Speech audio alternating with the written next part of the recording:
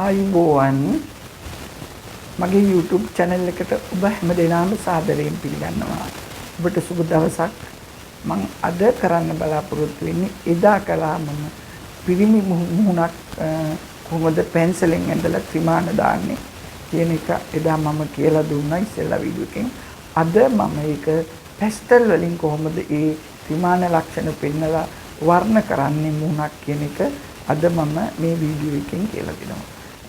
මම හිතනවා ඒක ඉස්සෙල්ලා එක ඇඳ නිසා මේක ඇත්තට අපහසු වෙන්නේ නැහැ. පැස්ටල් වලින් අපි වර්ණ දාන විදිය වෙනයි ඝන මාධ්‍ය පාවිච්චි කරන්නේ කොහොමද කියන එක ටිකක් හොඳට අවබෝධ වෙන විදිහට මේ වීඩියෝ එක කරනවා.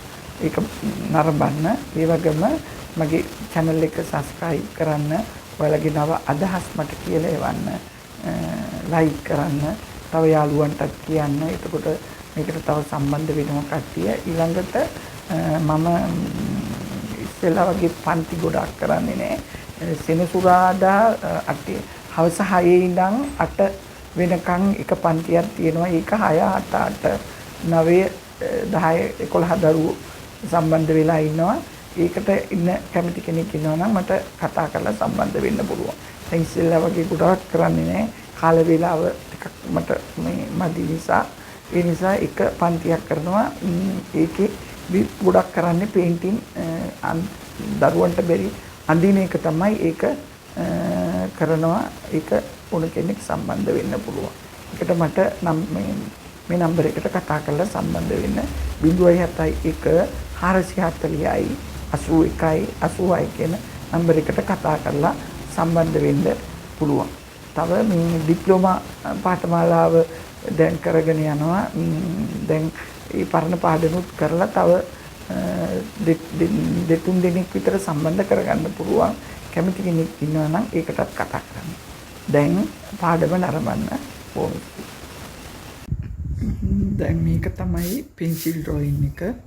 අපි මේක පාට කරමු දැන් අද පැස්ටල් වලින්. ඉස්සෙල්ලාම මම මේකේ ලා පාට දාලා